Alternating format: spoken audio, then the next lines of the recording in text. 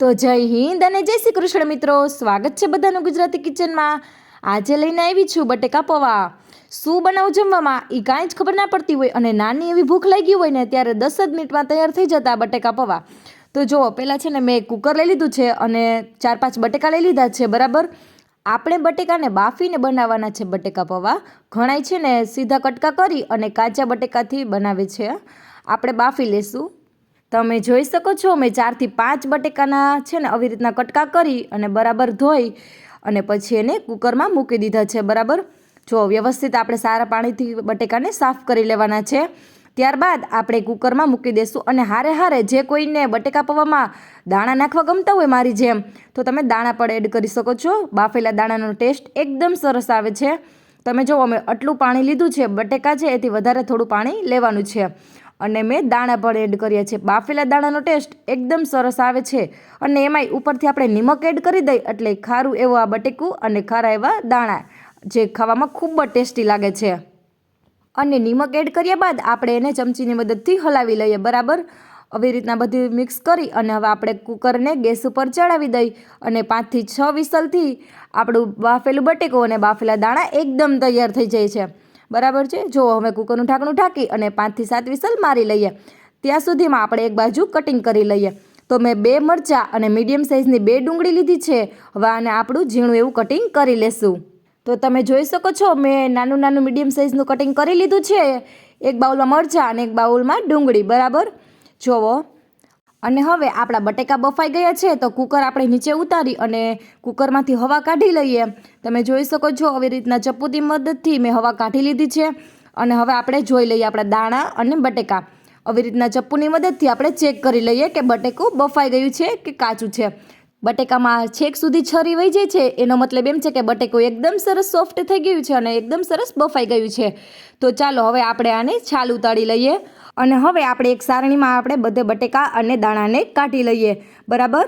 તમે જોઈ શકો છો, હવે આપણે આની છાલ ઉતારી લેવાની છે। વ્યવસ્થિત આપણે છાલ ઉતારી લઈએ અને નાનું એવું કટિંગ કરી લઈએ। સાવ બટેકાને મેશ નથી કરવાનું, નાના નાના કટિંગ કરવાના છે। તમે જોઈ શકો છો, એક આ બધા બટેકા મેં છાલ ઉતારીને બતાવી દઉં છું તમને અને ત્યારબાદ એના આપણે નાના નાના ટુકડા કરી લઈએ, બરાબર। તમે જુઓ, મેં મેશ નથી કર્યું, નાના નાના ટુકડા કર્યા છે, બરાબર। હવે આપણે બીજી બાજુ જયના પૌવા મેં લીધા છે। તમે કોઈ પણ પૌવા લઈ શકો છો, ચોખાના પૌવા, બરાબર। મેં જય કંપનીના લીધા છે। તમે જુઓ, આવી રીતના આપણે એક સારણીની મદદથી એમાં કાઢી લેશું અને આપણે એને 1-2 વાર સાફ પાણીથી ધોઈ લેશું। બહુ પલાળવાના નથી, આપણે જ્યારે બટેકા પૌવા બનાવવા વળગીએ ત્યારે જ પલાળવાના છે, નકર એકદમ ચોટી જશે અને પીંડા જેવા થઈ જશે, બરાબર। તમે જુઓ, હલકા હાથે હલાવી લઈ અને 2 વાર ધોઈ લેવાના છે, બરાબર। આપણે જ્યારે બટેકા પૌવા બનાવવાનું તૈયાર કરતા હોય ત્યારે જ આપણે પૌવાને ધોઈ લેવાના છે અને સરસ 2 પાણીએ ધોઈ લેવાના છે અને હવે છૂટા છૂટા થઈ જાય અને એક બાજુ સાઈડમાં રાખી દઈએ અને હવે વઘાર તરફ જઈએ। તો હા મિત્રો, હું તમને એક વાત કહી દઉં, તમે મારો વિડીયો જો અહીં સુધી જોતા હોય તો તમને મારો આ વિડીયો ગમ્યો હોય તો મારી આ ચેનલને સબસ્ક્રાઈબ જરૂર કરજો મિત્રો। તો જુઓ, મેં એક બકડિયું લઈ લીધું છે, એમાં 2 થી 2.5 પાવડા જેટલું તેલ નાખી લીધું છે। તમે જુઓ, આપણે 2 થી 2.5 પાવડા જેટલું તેલ જોશે તો આપણે એ પણ એડ કરી દીધું છે, બરાબર। હવે તેલ આવી જાય એટલે રાઈ અને જીરું પણ આપણે ફોડી દઈશું, બરાબર। જુઓ, તેલ આવી ગયું છે તો રાઈ અને જીરું મેં એડ કરી દીધું છે, બરાબર। 4-5 લીમડાના પાન લઈ લેવાના છે। લીમડાના પાનનો ટેસ્ટ ખૂબ જ સરસ આવે છે અને થોડીક એવી ડુંગળીનો આપણે વઘાર મારી દઈએ। તમે જુઓ, ડુંગળી મેં થોડીક જ નાખી છે, અડધી ડુંગળી મેં રાખી દીધી છે, ઉપરથી આપણે એડ કરવામાં જોશે, બરાબર। અને મરચું આપણે જે કટિંગ કર્યું હતું તે પણ આમાં એડ કરી દીધું છે। હવે આપણે હળદર, હિંગ અને નિમક નાખી અને આપણે થોડી વાર એને હલાવી લઈએ, બરાબર।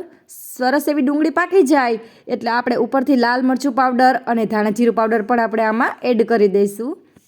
તમે જુઓ, એકદમ સરસ વ્યવસ્થિત રીતે હલાવી લેવાનું છે, પાણી એડ કરવાનું નથી, ડુંગળી આપણે તેલમાં જ ચોળવાની છે, બરાબર।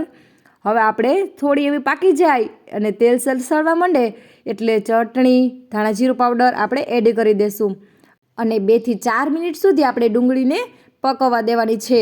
એકદમ સરસ ગોલ્ડન બ્રાઉન જેવી ડુંગળી થઈ જાય, કાચી ના લાગે ત્યાં સુધી આપણે એને પકવવાની છે, બરાબર। અને ત્યારબાદ આપણે બટેકાના બટકા જે કર્યા છે, બાફેલા બટેકાના, એ આપણે આમાં એડ કરી દઈશું, બરાબર। અમુક લોકો ઇન્સ્ટન્ટ સીધા જ બનાવે છે, એ પણ ટેસ્ટી બને છે બટેકા પૌવા, પણ અમારા ઘરમાં આવી રીતે બને છે અને બધાને આવી જ રીતે ભાવે છે તો અમે આમ જ બનાવીએ છીએ. તમારા ઘરમાં બટેકા પૌવા કેવી રીતે બને છે એ પણ મને જરૂર જણાવજો કમેન્ટમાં. જો બટેકા નાખી દીધા છે અને બરાબર સરસ મિક્સ કરી દીધું છે.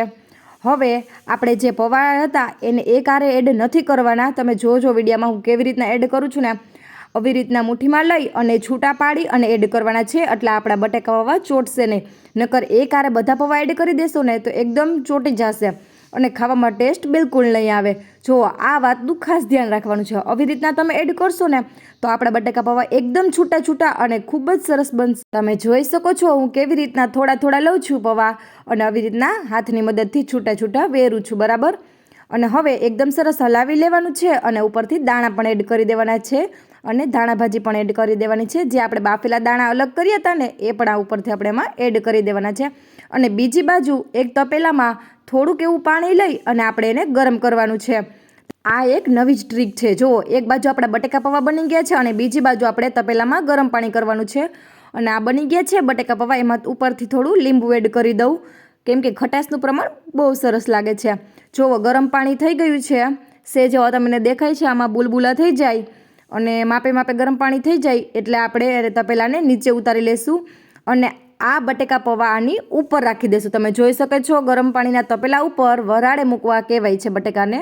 તમે જુઓ, ઉપર મેં મૂકી દીધું છે અને ઉપરથી ઢાંકી દેશું ડીશ. આને કહેવાય છે વરાળે મૂકેલા બટેકા પૌવા. આનો ટેસ્ટ ખૂબ જ સરસ આવે છે. 5 થી 7 મિનિટ સુધી આવી રીતના વરાળે મૂકી રાખવા. 5 થી 7 મિનિટ સુધી વરાળે રાખવાથી બટેકા પૌવાનો ટેસ્ટ ખૂબ જ સરસ આવે છે. તમને આ મારો વિડીયો જો અહીંયા સુધી ગમી ગયો હોય ને મિત્રો તો મારી આ ગુજરાતી કિચન નામની ચેનલને સબસ્ક્રાઈબ જરૂર કરજો.